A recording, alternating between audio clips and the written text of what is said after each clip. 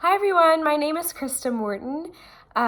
Today I am going to be talking to you guys about bio-individual nutrition, or otherwise known as orthomolecular medicine.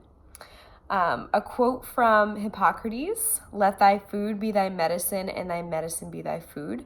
It's a really well-known quote, and it sort of encompasses the philosophy behind bio-individual nutrition. The purpose of bio-individual nutrition, or orthomolecular medicine, is to unlock optimal molecular health and well-being. It's an alternative medicine intervention, and it sort of works similarly to Western pharmaceutical methods or philosophies where practitioners will evaluate the biochemistry of the body and match nutritional plans and energetic therapies to match the biochemical evaluations of somebody's body. Treatment plans are normally made up of whole, clean foods, supplements, and herbs. So there's a little bit of integration with Chinese medicine, classical nutrition, and just a whole foods approach. The history of this treatment comes from Linus Pauling. He was the first one to coin the term orthomolecular medicine. It aimed to correct imbalances in the body and, quote, enabling us to reach our physical, mental, and spiritual potential, end quote. That's from our textbook from Allison. This alternative medicine approach is an attempt to mitigate some of the brutal side effects that come with pharmaceuticals. There's a big uproar in this time that this came about, with all of the different side effects that accompany medicine. So we still experience that in a pharmaceutical approach today. Thinking about commercials or advertisements where all of those side effects are just rolling down either the TV screen or rambling on in an ad on the radio. And it almost makes us wonder, is it even worth it to endure taking this medicine? Is there another way? So this was an uproar of individuals really craving treatment and craving health and healing without all of those nasty and brutal side effects that come along with pharmaceuticals.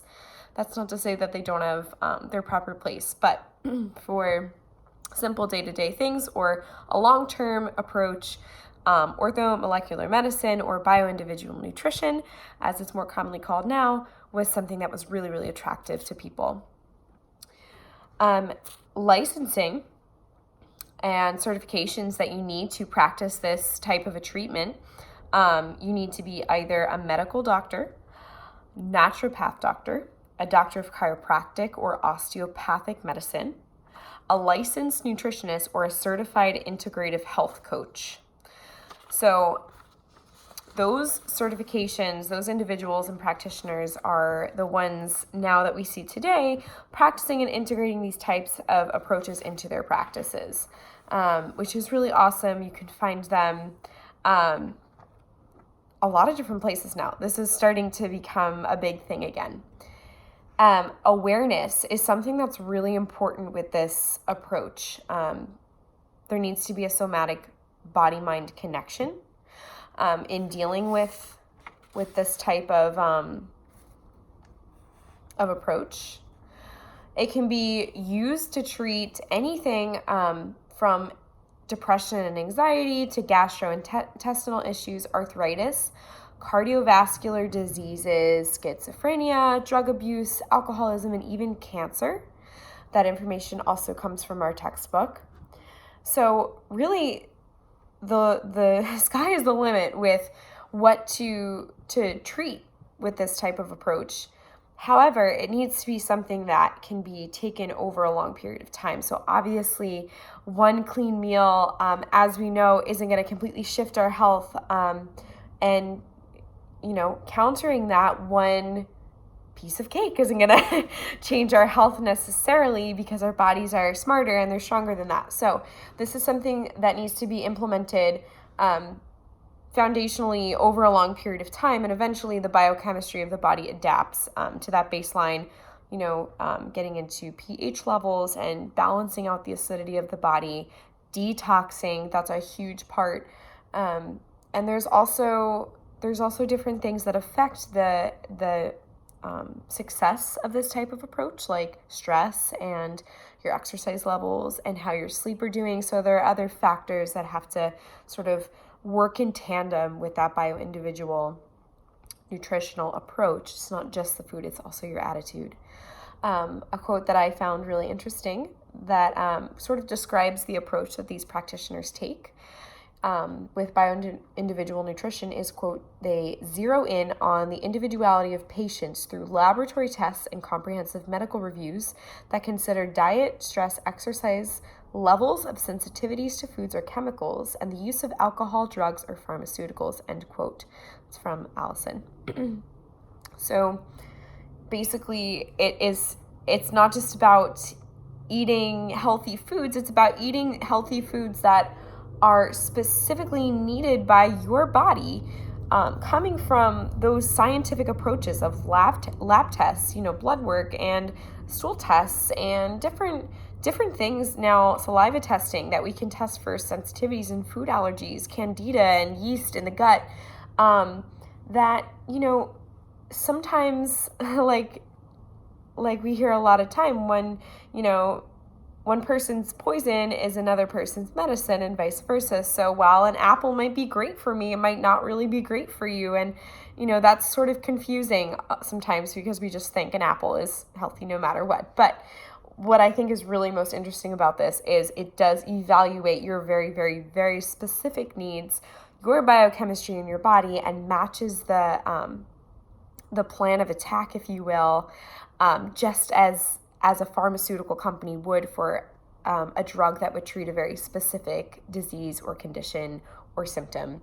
So with that information, practitioners who are implementing this treatment plan, they try to focus on supplementation, so through herbs or different vitamin supplements.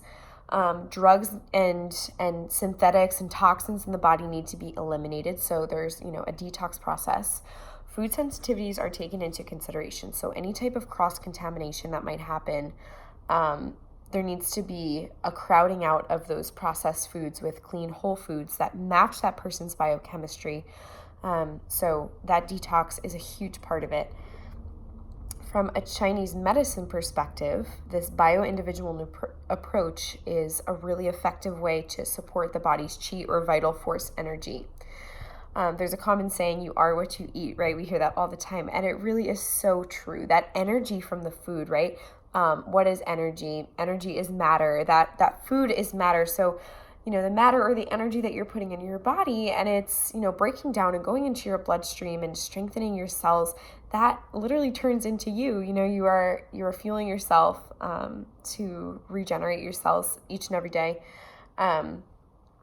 And so when considering that, there tends to be a really big common disconnect to that reality. And this is why it's so hard for us to adapt to these bio-individual approaches, because there's a disconnect that food has the capability to do this. We eat it and tend to forget about it, and our body, our cells and our DNA and our genetics, they don't forget about it. They take that into consideration, and they use it for energy. So you are what you eat. A quote that I found in Healing Through Whole Foods, which is written by Paul Pitchford. Quote, many individuals acknowledge the value of unrefined, organic, non-genetically modified food for a variety of political and health reasons, yet rarely purchase it even when the facts about quality and benefits are clearly known, end quote. This is so interesting to me. So if we have that knowledge, what's our hang up, right? Why do we not always choose those foods? Well, this is according to Pitchford, because of a somatic disconnect in our body. We've got this disconnection from our body and our mind, sensing, feeling what our body's experiencing. That has to work in tandem in order for us to really desire and intuitively want those foods that are going to serve our body best. We've really blocked off that connection, and that's been something that's been happening for years and years, culturally and socially. Food's become such a social thing that there's a lot of conformity. And I think that's really normal. And I think that we also, that's just my personal opinion. We need to give ourselves a little bit of grace when approaching this method, because there is some rigidity, and knowing that, our bodies have gone to this place that we've conformed to, that path of least resistance, and going with the social aspects of food, the pleasurable aspects of food, and sometimes this approach gets lost in the mix. Having said that, your awareness is of utmost importance with this approach.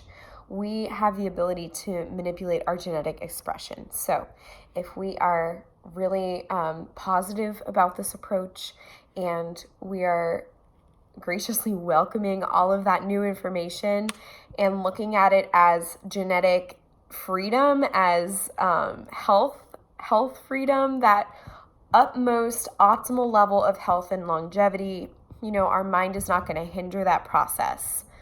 However, if we are feeling restricted, or we're feeling like this approach is too rigid, no matter what you're dealing with, as far as, a disease or a condition or a set of symptoms, sometimes that mental stress of, oh my goodness, I'm sticking to this very rigid biochemical approach to my eating habits, that can become overwhelming. And that overwhelming nature, sometimes the stress in the mind can actually overpower the benefits of that healthy food you're putting in your body. That leads me to a contraindication where this treatment method probably should not be implemented right off the bat, which is for individuals suffering with either body dysmorphia or disordered eating patterns. So, there's a big disconnect with the body with disordered eating. There's a numbness that occurs. You're not feeling your body properly the way that you should. You're getting into these disordered patterns of eating, and there's a lot of dysbiosis in the body. So this more rigid and strictly programmed ortho-molecular approach might not serve the healing of the mind of an individual going through that journey of disordered eating.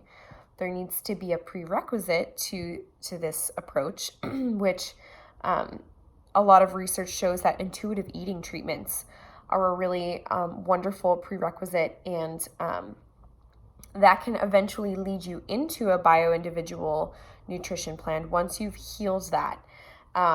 Authors of Intuitive Eating note that, quote, your body needs to be biologically reconditioned when you're dealing with these. Diet after diet has taught your body that personal famines are frequent, so it should stay on guard. Remember, famines and food shortages have always existed, even in our modern times. Our bodies are still biologically equipped to survive famines through lowering our energy requirement, increasing biological chemical that trigger our eating drive, and so on, end quote. So you are most literally, you're hungry for a reason when you're going through that. So individuals who are dealing with disordered eating patterns, they may never feel satiated if they don't heal that part of themselves before jumping into a bio-individual ortho-molecular approach to eating that's based off of the biochemistry of their body. The mind needs to be full, the mind needs to be healthy, their spirit energy needs to be strong before they jump into this approach. Aside from this contraindication, there are really so many strengths and benefits to this bio-individual approach than there are costs. There are minimal side effects. You might have some detox side effects if you're taking this approach to an illness, but nothing as severe as the side effects that accompany Western pharmaceutical approaches. The only true weakness of this method is that it's rather ineffective for emergency situations. So if somebody is suffering a circumstance that requires immediate medical attention, you wouldn't hand them a leaf of kale, obviously. But there are things that you can do energetically that would help the situation, help the healing process, that would be more so either a preventative, a long-term healing approach, or a recovery method. So it really does have an abundance of strong points to it, although it's not fast acting. The modalities that are encompassed within this bioindividual approach are catered to serve the body and the mind and the spirit, creating an optimal environment and ideal conditions for your biochemical nature of your body to reach and sustain optimal health and longevity. So it really is a scientifically based biochemical, really rigid approach to whole foods that can heal you from just about anything, as long as the body is able to undergo a long-term or more sustainable treatment plan, and you're not in need of anything fast acting. This biochemical treatment plan is one that's really effective for just about any condition or set of symptoms that you can come up with. I hope that you enjoyed hearing about this, and look forward to talking with everyone soon. Have a great day.